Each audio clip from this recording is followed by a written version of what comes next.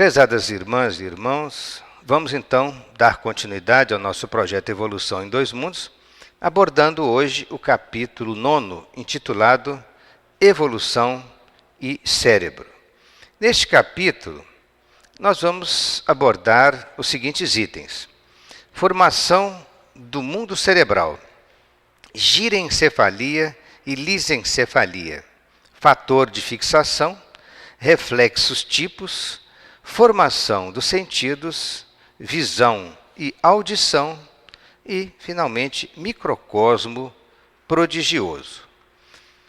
No primeiro item, é bom nós destacarmos que, em relação ao tema central de nossa aula, antes de abordarmos exatamente a sequência dos assuntos, gostaríamos de citar uma frase do instrutor Calderaro, do livro No Mundo Maior, capítulo 4, na página 59.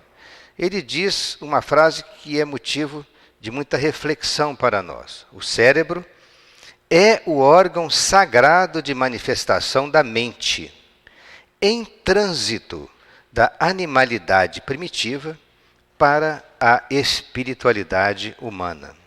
Esta frase nos dá a dimensão da importância do estudo do cérebro. Quanto à formação do mundo cerebral, André Luiz diz que no regaço do tempo, os arquitetos divinos auxiliam a construção da consciência, auxiliam a consciência fragmentária na construção do cérebro. O maravilhoso ninho da mente, necessitada de mais ampla exteriorização. André Luiz, de uma forma paralela ao pensamento de Calderaro, também diz que o cérebro, é o maravilhoso ninho da mente. A massa de células nervosas que precede a formação do cérebro, nos invertebrados, dá lugar à invaginação do ectoderma nos vertebrados, constituindo-se lentamente a vesícula anterior ou prosencéfalo, a vesícula média ou mesencéfalo e a vesícula posterior ou rombencéfalo. Vamos ver, item por item, a explicação destes itens da neuroanatomia. Então, para nós compreendermos o surgimento do sistema nervoso, é importante nós remontarmos às propriedades básicas do protoplasma. Para isso, figuremos a ameba, que é um ser unicelular, um protozoário, bastante simplificado na sua constituição. Este ser, ele já é dotado de irritabilidade, de condutibilidade e de contratilidade. Estas três propriedades são, de fato, aquelas que são as básicas do protoplasma. Este ser, estando num ambiente hostil, ele vai ter um estímulo, por exemplo, de uma substância química irritativa, e ele vai então sentir este estímulo na sua superfície, da sua membrana. Então ele vai ter a irritabilidade ao sentir isso. Mas essa irritabilidade se conduz pelo protoplasma, então condutibilidade. E finalmente ele começa a movimentar-se para se afastar daquele ambiente que está tendo um problema químico irritando a sua superfície. Então ele vai ter contratilidade, porque ele terá que movimentar-se com seus pseudópodos para se afastar. Então essa é a explicação das três propriedades básicas do protoplasma. Agora, vamos abordar um pouco da filogênese do sistema nervoso, que seria a própria evolução do sistema nervoso através das diferentes espécies, desde as mais simples às mais complexas. Voltando então ao que André Luiz disse, a massa de células nervosas nos invertebrados precede a formação do cérebro do futuro. Então, dentro do que nós estudávamos a respeito da filogênese e também relembrando as propriedades básicas do protoplasma, nós vamos ver que células musculares primitivas revestem os orifícios das esponjas e que permitem a penetração da água no interior destes seres. Substâncias irritantes que porventura estiverem na água provocam a contração destas células musculares, fechando os orifícios ou poros, conforme nós estamos vendo aqui, né? Este é um poro através do qual a água penetra. Se houver substâncias irritantes, as células musculares primitivas que revestem este poro sofrerão uma irritabilidade e se fecharão, impedindo que a substância entre na esponja. E lá nós temos, em cores, uma figura dessas esponjas, que são seres marinhos bem primitivos na escala da evolução. Continuando esta evolução, agora nós damos mais um passo. Nessas esponjas vamos encontrar células em que uma parte do citoplasma se especializou para a contração. E a outra, essa que se especializou para a contração, está na superfície da esponja. E desenvolveu mais as propriedades da irritabilidade e da condutibilidade. Então nós estamos vendo que esta célula muscular primitiva, que parte dela se encontra na superfície, porque ela está no revestimento, na parede da esponja, ela tem contato com o meio externo. Então, por isso, ela desenvolveu a irritabilidade. Mas como o estímulo se propaga por ela, ela também desenvolveu a condutibilidade. Esse é o exemplo de uma célula muscular primitiva com as propriedades mais básicas do protoplasma. Mas nós vamos caminhando na evolução e vemos que as coisas vão se tornando um pouco mais complexas. Por exemplo, na superfície das anêmonas do mar surgiram células diferenciadas para receber os estímulos do meio ambiente e transmiti-los às células musculares subjacentes. Por desenvolverem a irritabilidade e a condutibilidade, foram estas células consideradas como os primeiros neurônios. E é muito interessante nós observarmos este esquema, porque estas primeiras células consideradas como neurônios, como seria um neurônio sensitivo, devido à sensibilidade que ele tem em contato com o meio externo, ele permite transmitir para a célula muscular interna esta irritabilidade do ambiente. E a célula muscular, por sua vez, vai efetuar a contração. Por isso que essas células das anêmonas do mar, quer dizer, dos selenterados, foram considerados neurônios primitivos, portanto, os primeiros neurônios. Mas, continuando na escala evolutiva, nós vamos chegar nos anelídeos, que são os vermes, as minhocas, os vermes comuns que nós conhecemos da natureza. E nesses anelídeos, os neurônios se organizaram para produzir um fenômeno chamado arco reflexo simples em cada segmento do corpo deste verme. Então, acompanhando aqui o esquema, é que nós vamos compreender a questão deste arco reflexo simples. Por quê? Nós temos um neurônio chamado aferente e um neurônio eferente. O neurônio aferente tem o seu corpo na superfície do verme. E ali ele está sendo submetido a um estímulo, um objeto muito pontiagudo que tocou a membrana de revestimento do verme. Então, este neurônio leva um estímulo que, por um contato chamado sinapse, uma união com outro neurônio eferente, motor, este neurônio eferente ele tem a capacidade de contratilidade, ele vai estimular a musculatura do animal para que ele se contraia. Então, este mecanismo ocorre em cada segmento do animal. Neste caso, por estar dentro de um segmento isolado, mostrado pelo esquema, trata-se de um arco reflexo simples.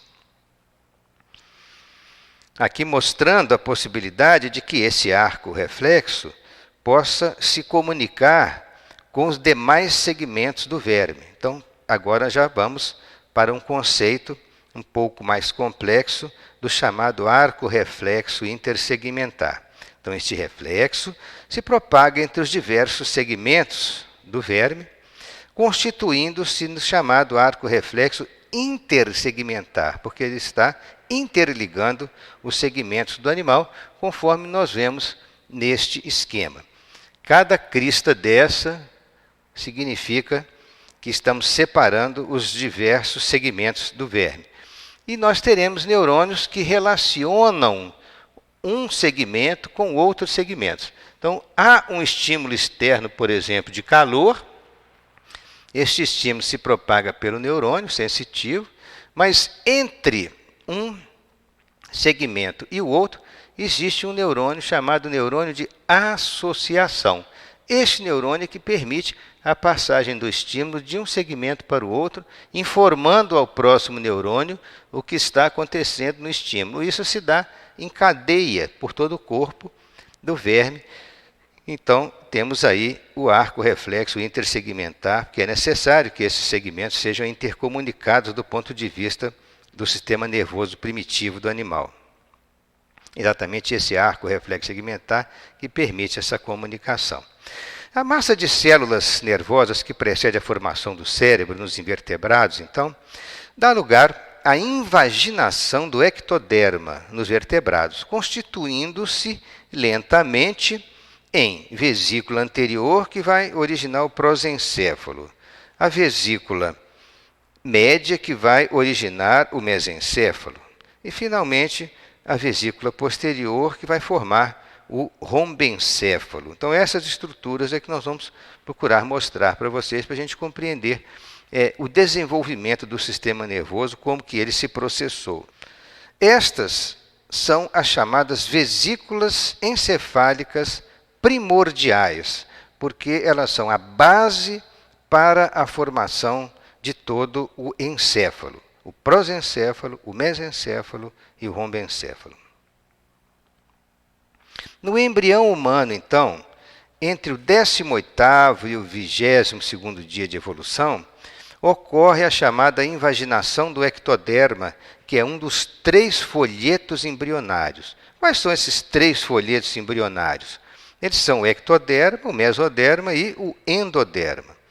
O ectoderma é que sofre uma invaginação para produzir o sistema nervoso na sua fase inicial. Inicia-se então aí, conforme dissemos, a formação do sistema nervoso. Da seguinte maneira, nós temos os chamados 3 folhetos embrionários, né? E se nós observarmos a figura, nós temos na sequência o folheto do ectoderma, do mesoderma e do endoderma. Cada um deles vai formar determinados aparelhos e sistemas do organismo. Referimos-nos ao ectoderma, que está relacionado à formação do sistema nervoso. Então, como sinônimos, nós temos o ectoblasto, o mesoblasto e o endoblasto. Observando que, em relação ao ectoblasto, ou ectoderma, ele vai atuar tanto na formação do sistema nervoso, como também no desenvolvimento da própria superfície do corpo, que é a epiderme, que reveste o nosso corpo. Se nós pegarmos na fase bem inicial, como estávamos dizendo no embrião de 21 dias apenas de vida, ele estará com apenas 2 milímetros de comprimento, portanto, um ser até difícil de visualizar pelos seus 2 milímetros. Ali já começa a ocorrer a formação do tubo neural e da crista neural neste embrião. Então, nós estamos agora iniciando a chamada embriogênese do sistema nervoso. Se observarmos a figura à esquerda, nós vamos ver que nessa altura existe a formação da crista neural. Mas nesta altura do embrião, vejam que ele só tem 2 milímetros. Nesta altura do embrião, já começa a haver um fechamento, que é o chamado sulco neural. Se nós observarmos a figura abaixo, nós vamos ver que este sulco neural foi se aprofundando e as cristas neurais já começam a fechar aquele sulco, para formar um verdadeiro tubo neural primitivo. Esta é a formação do chamado tubo neural, que nós estamos vendo que claramente que daqui para aqui e para mais embaixo começa a haver o fechamento e a formação desse tubo. Agora, se nós pegarmos desde o início a formação, né, do prosencéfalo, do mesencéfalo e rombencéfalo, e pegarmos as respectivas cores que estão na figura, nós vamos observar que na evolução o prosencéfalo vai formar o telencéfalo e o diencéfalo. O mesencéfalo continua com o mesmo nome. E o rombencéfalo vai formar metencéfalo e mielencéfalo. Basta acompanharmos as cores para fazer a comparação das figuras, né, de cada setor que está sendo originado na evolução e da formação do sistema nervoso.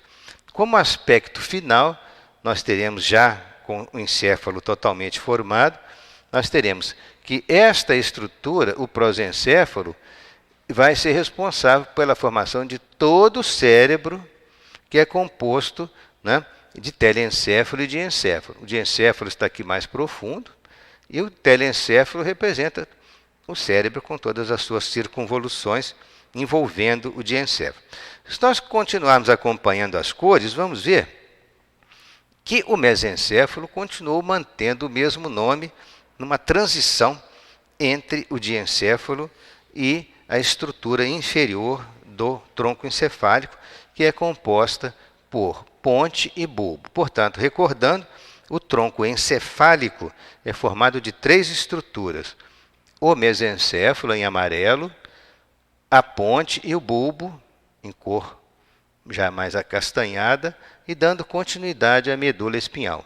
Além disto, o rombencéfalo vai originar também o cerebelo, então, que está na cor correspondente à sua origem.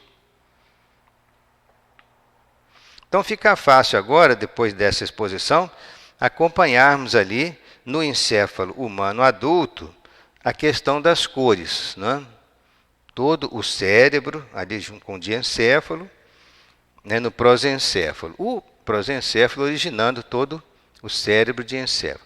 O mesencéfalo continua na posição em que está, mantendo o mesmo nome. E o rombencéfalo originando parte do tronco encefálico, aqui, ponte, bulbo e o cerebelo. Nos peixes e anfíbios, os hemisférios cerebrais encontram-se ainda muito reduzidos. E nos répteis, ele sofreu um pouco mais de crescimento e avanço, configurando já o chamado aqueduto de Sylvius, que nós vamos falar sobre ele daqui a pouco. Nesta fase, aprimora-se na forma espiritual, diz André Luiz, o centro coronário do psicossoma futuro, a refletir-se na glândula pineal, em alguns lacertídeos, alguns lagartos, qual o rincocéfalo da Nova Zelândia, em que a epífise embrionária se prolonga até a região parietal, aí assumindo a feição de um olho com implementos característicos, é o chamado terceiro olho, né, da doutrina oriental. Vamos observar o cérebro dos peixes e dos anfíbios, que contém uma massa de células realmente muito pequena em comparação à dimensão de seus corpos. Então, nós temos aqui o cérebro do peixe localizado e o cérebro do anfíbio, no caso de um sapo. Neste diagrama de comparação do cérebro, é importante acompanharmos, aqui nós temos um invertebrado, que é um crustáceo, né? Que o sistema nervoso se apresenta pela forma de gânglios associados, mas que depois ele começa a se organizar no peixe, e aqui nós vemos que evolui um pouco mais para os anfíbios, no caso a rã, mais ainda para os pássaros, configurando já no ser humano um volume muito grande em relação ao peso corporal na espécie humana. Observem que um jacaré, embora seja um animal muito desenvolvido, né, o seu cérebro é bastante diminuto em relação ao seu peso. Falando do aqueduto de Sylvius, que André Luiz referiu-se, é importante nós mostrarmos que existe um líquido né, que envolve todo o encéfalo, circula pelo encéfalo, chamado líquor, ou líquido céfalo-raquediano, ou também fluido cérebro-espinhal, conforme nós vamos falar. Essa estrutura do encéfalo, a chamada aqueduto de Silves, ele já se encontra presente desde a época dos répteis, mas no cérebro humano ele tem essa localização, no encéfalo humano, melhor dizendo, ele tem essa localização.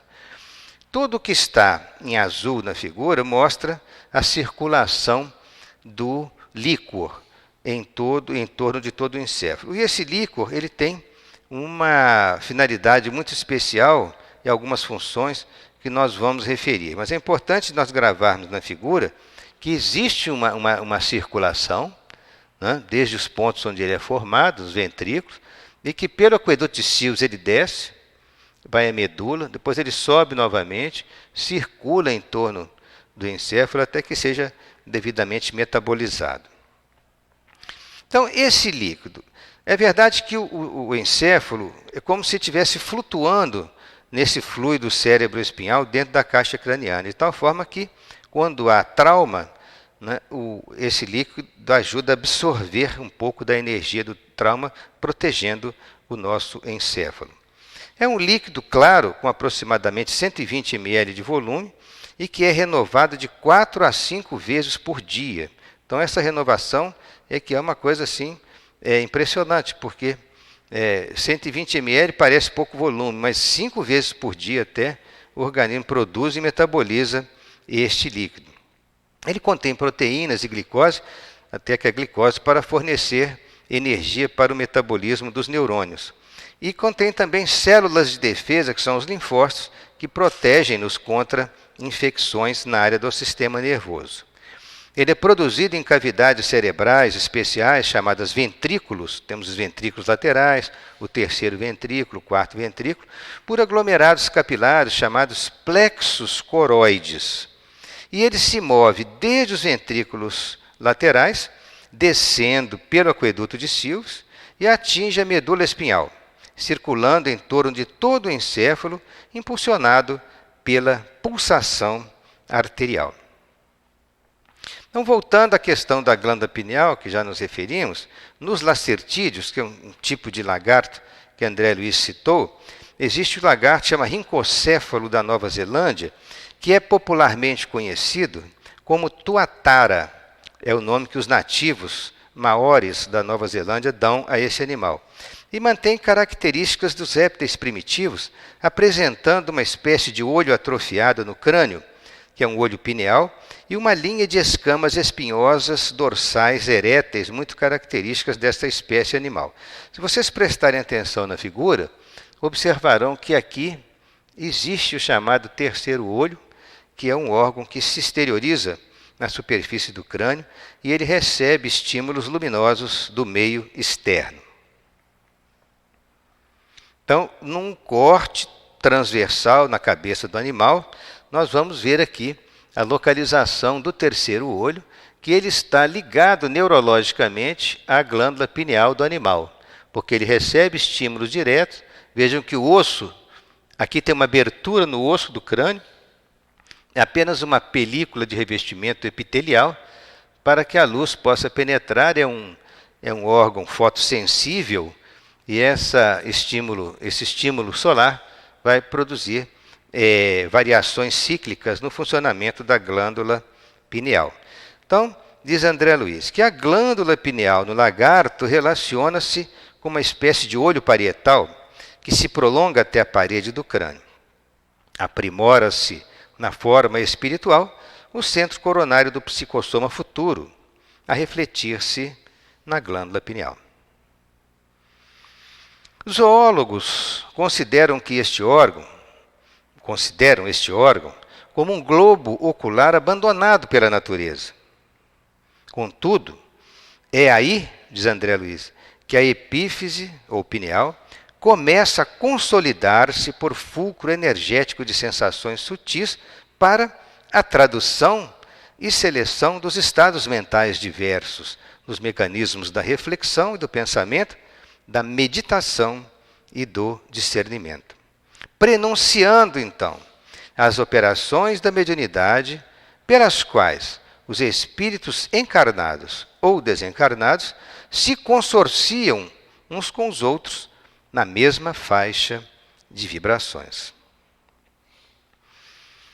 Essa interação então, entre os dois planos, ela ocorre para o desenvolvimento das grandes criações da ciência e da religião, da cultura e da arte na jornada ascensional para Deus, ou nas associações psíquicas de espécie inferior, em que as almas prisioneiras da provação ou da sombra se retratam reciprocamente. Isso vai depender da conduta de cada um, evidentemente. Mas falando da jornada ascensional para Deus, André Luiz volta a dizer, é aí que a pineal começa a consolidar-se por fulcro energético de sensações sutis para a tradução e seleção dos estados mentais diversos, nos mecanismos da reflexão e do pensamento, da meditação e do discernimento, prenunciando as operações da mediunidade. Então, dessa forma, nós, espíritos em evolução, podemos nos integrar na comunidade universal dos espíritos, recebendo as boas inspirações do mundo espiritual e podendo emitir pensamentos igualmente também positivos e fraternos, se nós nos tocarmos pelas leis de amor que regem o cosmos. Bom, sobre a glândula da mediunidade, André Luiz ainda tem muitos aspectos a esclarecer e a nos ensinar. Conta ele no livro Missionários da Luz. André Luiz examinava um médium que estava em preparo para o exercício da psicografia. E, ao observar esse médium, na sua fase inicial do seu transe, ele viu que, sob a luz mental indefinível, a epífise pineal emitia raios azulados e intensos. O instrutor Alexandre, que o orientava na ocasião, pede a André Luiz que examine atentamente o caso e diz: no exercício mediúnico de qualquer modalidade, a pineal desempenha o papel mais importante. Essa frase eu chamo muita atenção dela, porque é uma frase chave em relação ao conhecimento da mediunidade. Porque a glândula pineal, ela, em qualquer tipo de faculdade mediúnica, ela desempenha o papel primordial, o papel mais importante. Através de suas forças equilibradas, da pineal, a mente humana intensifica o poder de emissão ou de recepção de raios peculiares à nossa esfera, quer dizer, de energias do plano espiritual. Nós vamos emitir e vamos receber, quer dizer, há uma intensificação deste poder com o desenvolvimento da mediunidade. É na pineal que reside o sentido novo dos homens. Entretanto, na grande maioria deles, a potência divina dorme embrionária.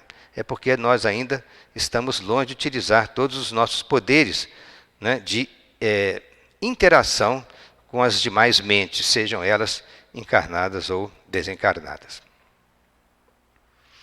Então, André Luiz observou este quadro, que a pineal do médium estava a exibir uma intensa luminosidade azulada, que era de energia espiritual, energia essa que ainda não pode ser, não é passível de ser medida pelos aparelhos da nossa ciência terrena. Mas enquanto todos se reúnem em torno de uma mesa mediúnica, cada médium presente tem a sua luminosidade própria em cada pineal, mas aquele que está no exercício da faculdade, no momento em que o mentor se aproxima, a sua pineal se torna intensamente azulada, exatamente pela sintonia, pela interação das energias espirituais que está acontecendo, e a pineal funciona como órgão receptor neste momento, para que todo o seu sistema nervoso se prepare para a recepção da mensagem psicográfica no caso. Entrando já no item 2, nós vamos abordar os aspectos da girencefalia e da lissencefalia. Do grego, a palavra lissos significa liso. Desenvolvem-se os hemisférios cerebrais nas aves com significativas porções cerebelárias. Os mamíferos, o encéfalo apresenta circunvoluções nos chamados girencéfalos e um aumento expressivo na área do córtex cerebral. Na evolução, então, reduz-se o volume do cerebelo e aumentam proporcionalmente os hemisférios cerebrais. Tal fato não se relaciona necessariamente com a inteligência, e nem a inteligência é proporcional ao número de circunvoluções, pois o coelho, o canguru, o ornitorrinco e certos primatas possuem um cérebro lisencéfalo e, mesmo assim, o seu nível de inteligência é razoavelmente elevado. É o que nós estamos observando aqui, por exemplo, alguns são girencéfalos e outros lisencéfalos.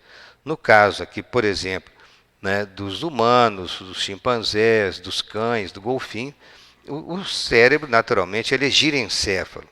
Mas mamíferos primitivos não possuem cérebros tão desenvolvidos como é o caso dos roedores, que possuem lisencéfalo, como é o caso do encéfalo do rato. E se nós observarmos, consiste numa característica, o lisencéfalo, uma característica do córtex cerebral de diversos animais primitivos, como no caso dos peixes, dos marsupiais e roedores. Aqui são os roedores, nós temos o coelho também. Agora já o córtex humano, ele tem todas as suas circunvoluções. Mas interessante é o seguinte, que o encéfalo não apresenta sulcos ou circunvoluções presentes nos girencéfalos, mas esses animais têm ainda, assim, vamos dizer, muita capacidade de realizar atividades diversas. Por isso que André Luiz comenta que a lisencefalia não significa necessariamente que seja evolução muito inferior, não. Ela tem uma característica da constituição daquele encéfalo naquela espécie. No caso aqui, alguns exemplares de lisencéfalos que nós estamos mostrando, como o canguru, o coelho e o ornitorrinco, que são animais cujo encéfalo se apresenta liso. Na verdade, isso tem a ver com a estratificação de lentas e múltiplas experiências, conforme André Luiz diz, que girencefalia e lisencefalia obedecem a características traçadas pelos orientadores maiores no campo dos vertebrados, preparando o cérebro humano com a estratificação de lentas e múltiplas experiências sobre a vasta classe dos seres vivos, pelas inúmeras experiências reencarnatórias que tivemos nos reinos inferiores da natureza. Nós aqui observamos a sequência da evolução do sistema nervoso, e essa figura foi extraída do site de uma grande neurocientista brasileira, Susana Herculano, em que ela faz muitos estudos a respeito da evolução do sistema nervoso, estudos comparativos, e podemos dizer que o surgimento do cérebro humano, ele é oriundo da estratificação de lentas e múltiplas experiências, partindo de cérebros mais simples até atingir a complexidade do nosso cérebro atual. Se nós compararmos aqui vários cérebros, verificamos que a evolução do sistema nervoso também, por outro lado, permite uma diversidade muito grande dos cérebros nos diferentes animais. Assim, nós temos aqui, neste quadro, variedades muito grandes de cérebros, e é interessante que a gente possa identificar a que animais esses cérebros pertencem. Então, nós vamos ver aqui que no alto da figura nós temos o cérebro humano, o chimpanzé e o babuíno. Depois o mandril, que é um tipo de macaco comum, aqueles menores, o urso. Temos o leão, o leopardo, o cão, o gato. Esse cérebro grande aqui pertence à girafa. Nós temos aqui o antílope, e esse aqui, muflão, é um outro tipo de antílope. Já aqueles cérebros menores embaixo, por curiosidade, nós estamos vendo aqui cabra, canguru, javali, coelho, rato, e esse menorzinho pertence ao camundongo. Vejam a grande diversidade de cérebros que nós temos neste quadro aí. E André Luiz fala a respeito dos chamados animais nobres desencarnados. A maneira de crianças no jardim de infância, no aprendizado rudimentar, animais nobres desencarnados, a se destacarem dos núcleos de evolução fisiopsíquica em que se agrupam por simbiose, eles acolhem a intervenção de instrutores celestes em regiões especiais, exercitando seus centros nervosos. Então, eles são preparados no mundo espiritual para que em novas reencarnações eles possam trazer experiências obtidas por processos evolutivos exercitados, né, no mundo espiritual.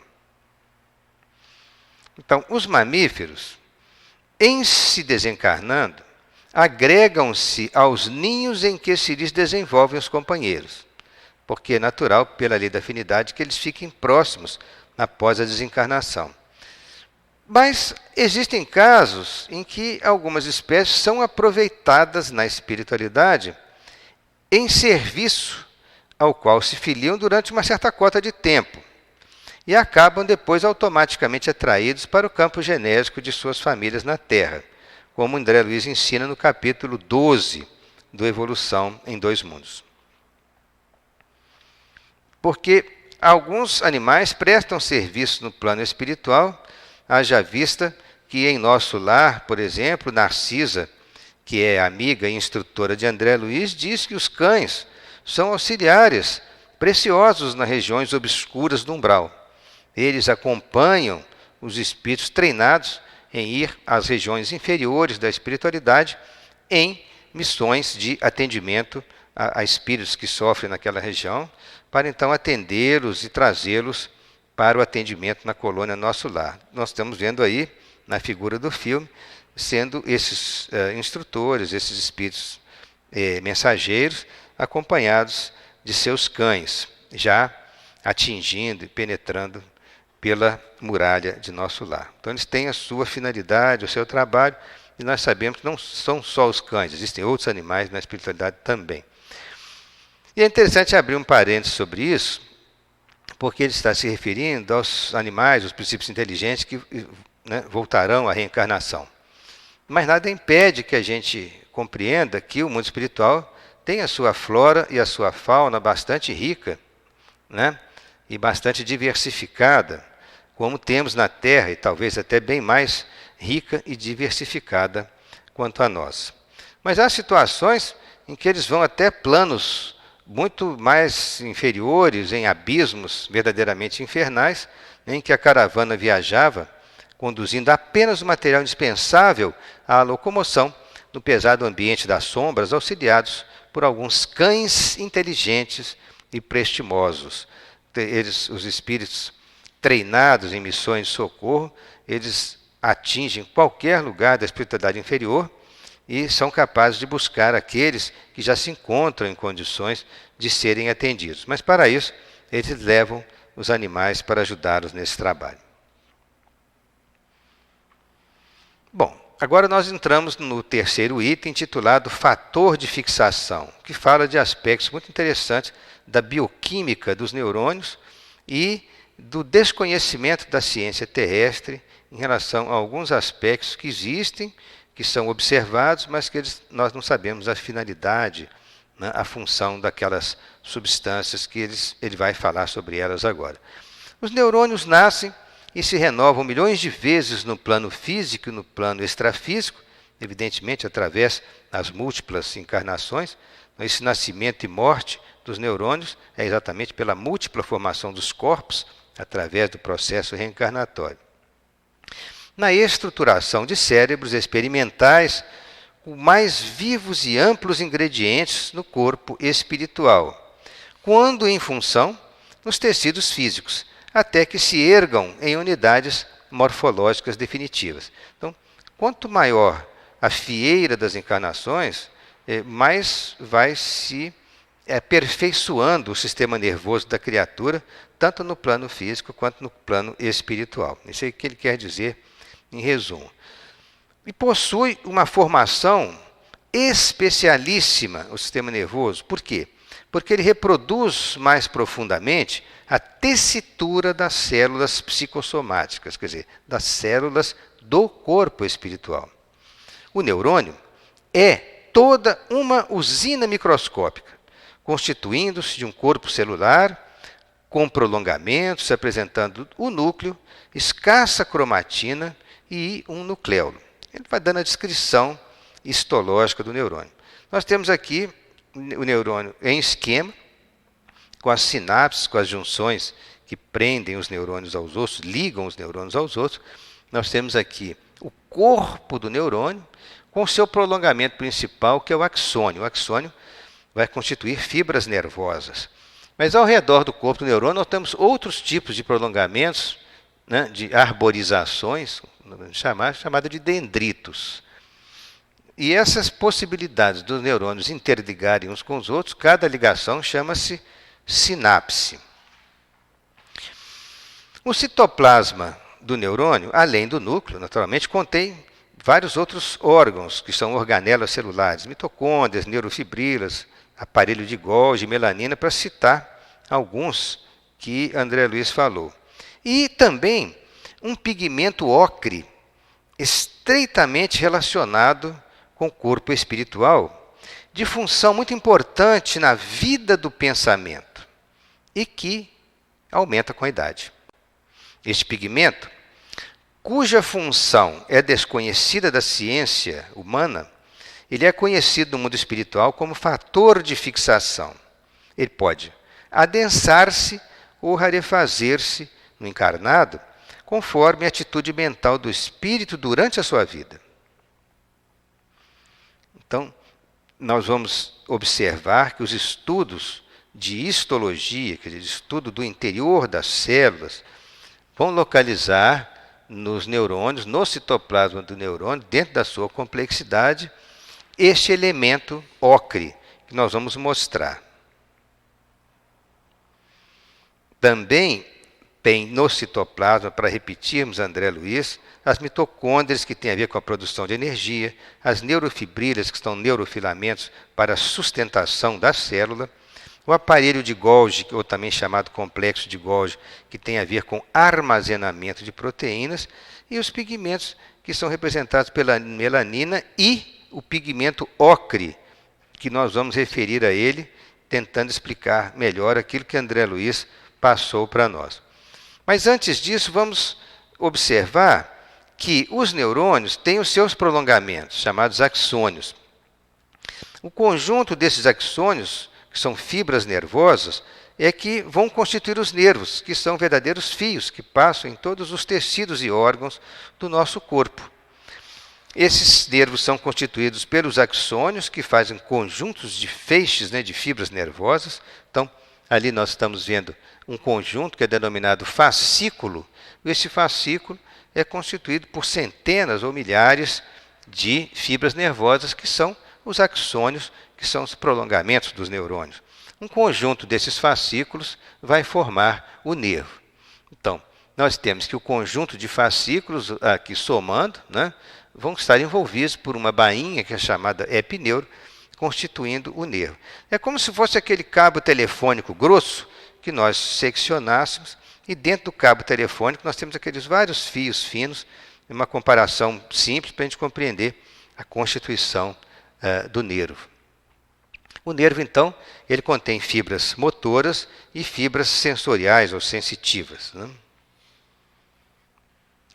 Acontece que pode um trauma, um acidente, uma lesão por um corte, vidro, faca, nós podemos danificar este nervo, cortar esse nervo em um determinado ponto.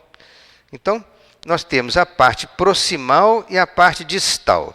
A parte proximal do nervo é a que está mais próxima do cérebro. E a parte distal é a que se prolonga após a lesão, ela está mais distante do cérebro. Essa parte proximal é saudável, porque os seus axônios estão vivos, as suas fibras estão vivas. Mas a parte foi cortada, dali para baixo, vamos dizer assim, no sentido distal, elas perdem a vida e atrofiam, conforme nós vamos mostrar. Mas a parte saudável, ela vai crescer em direção à parte que sofreu depois do trauma para refazer o nervo, conforme nós vamos mostrar. Essas fibras caminham lentamente dentro das bainhas nervosas, na velocidade de 1 a 2 milímetros por dia. Então, nós temos aí que, por exemplo, em 300 dias, nós poderemos ter a regeneração de, se for 1 milímetro por dia, 300 milímetros ou 30 centímetros. Quer dizer que em 300 dias é possível um nervo crescer cerca de 30 a 40 centímetros na sua regeneração. Por isso que a regeneração nervosa é lenta. O corpo do neurônio, esse está localizado no cérebro ou na medula, e é mais difícil a regeneração, embora não seja impossível. Quanto às fibras nervosas, a regeneração é possível. Imaginemos uma situação de um nervo que sofreu um corte naquele nível. Dali para baixo, ou seja, distalmente, distante do cérebro, da medula, essa fibra nervosa entra em degeneração. Só que acontece que inicia-se um processo de reparação lento e a fibra que está viva, proximal, ela penetra por um crescimento. Então vamos ver o texto. O glóbulo final de uma fibra nervosa danificada lança brotos. Então aqui ele vai começar a crescer nessa direção. Um desses brotos encontra o ponto em que a bainha de mielina que envolve o nervo, que envolve a fibra nervosa, está intacta, mas vazia. E ali se instala e cresce. Com o tempo, elas podem ser restauradas, recuperando as funções nervosas, a sensibilidade e o movimento perdidos. Claro que essa recuperação pode não ser em nível de 100% de recuperação, mas muitas vezes obtém-se recuperação de qualidade muito boa, da ordem de mais de 60%, 70%, que faz com que o indivíduo possa reutilizar aquele membro que foi lesado. Então, o processo de reparação nervosa é muito interessante, porque ele vai do centro para a periferia. É diferente de nós unirmos um cabo elétrico, que basta soldarmos o cabo elétrico, que a parte distal vai funcionar. Não, no nervo tem que criar uma fibra nova distal para funcionar. É uma coisa interessante, é diferente devido à especificidade do tecido.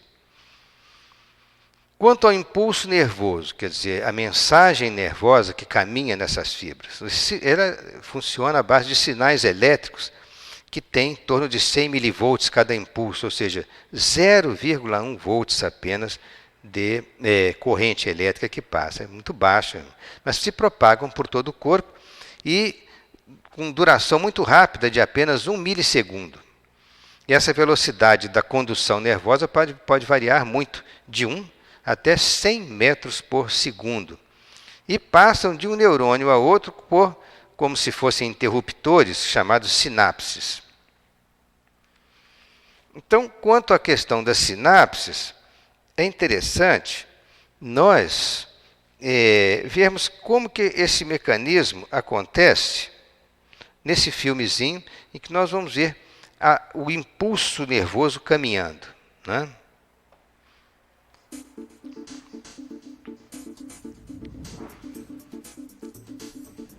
Os neurônios aí estilizados com os pulsos nervosos representados por luzes passando por eles.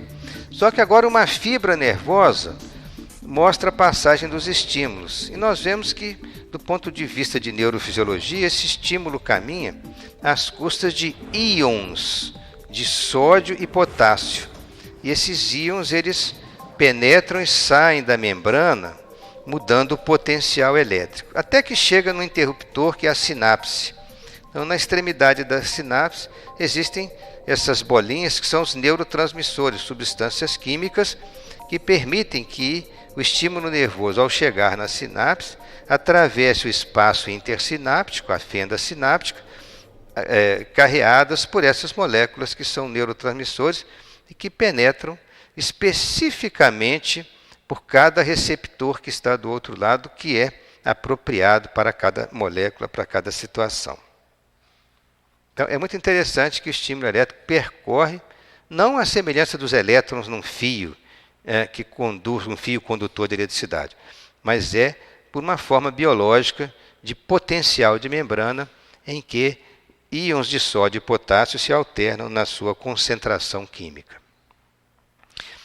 Agora, falando do pigmento ocre, né, a palavra ocre, ocra, significa argila colorida pelo óxido de ferro.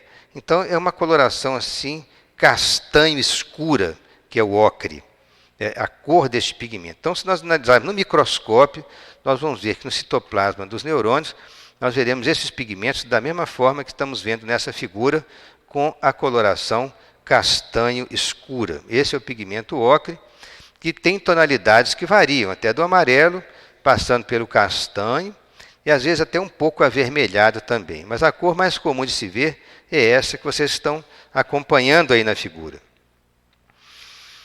Estreitamente relacionado, este pigmento, com o corpo espiritual, de função muito importante na vida do pensamento, diz André Luiz, acumula-se na madureza. A ciência denomina esse pigmento como lipofucina, que é fuscus do latim é castanho, nessa cor amarelo acastanhado, do nome lipofucina. E ali nós estamos vendo na figura, né, a localização, né, de uma área de pigmento no citoplasma do neurônio.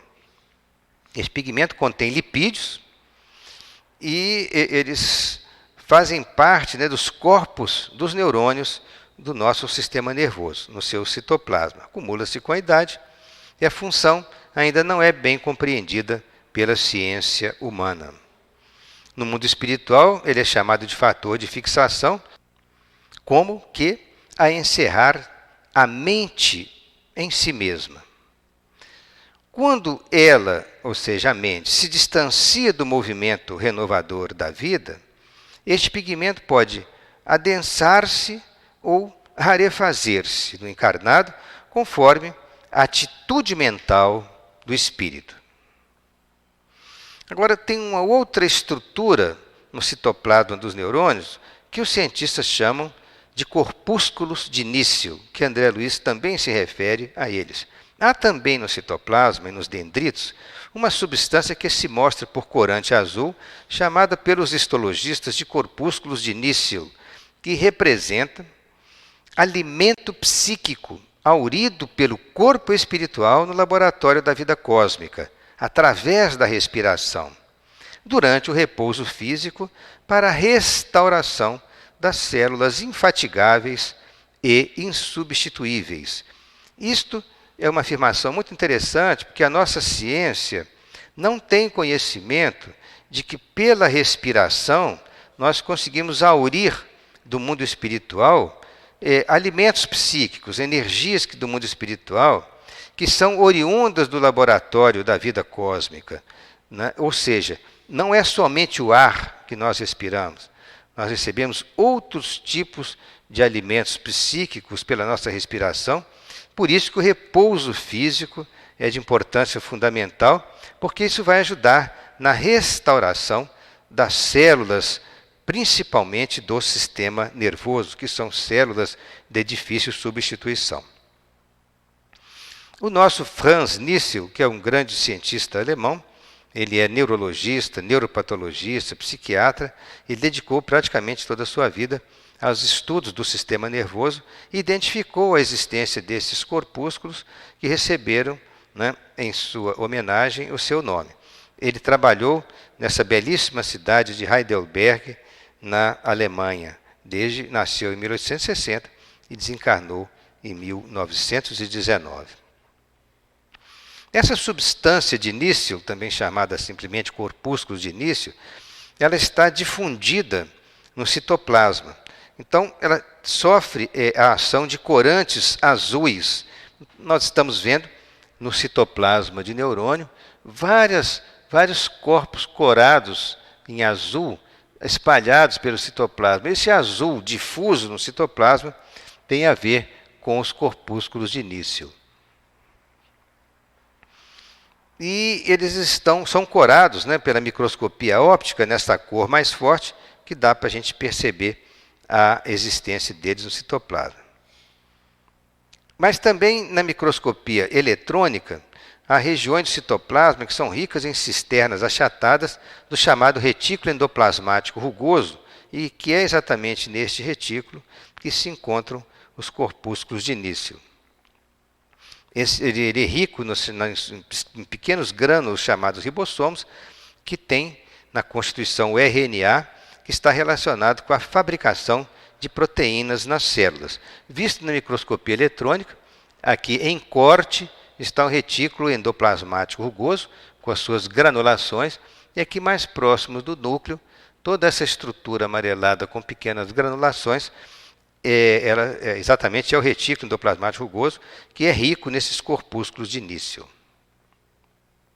Ele representa, então, para nós concluirmos o pensamento a respeito desse terceiro item, representa o alimento psíquico, aurido pelo corpo espiritual no laboratório da vida cósmica, através da respiração, durante o repouso físico, para a restauração das células fatigadas e insubstituíveis.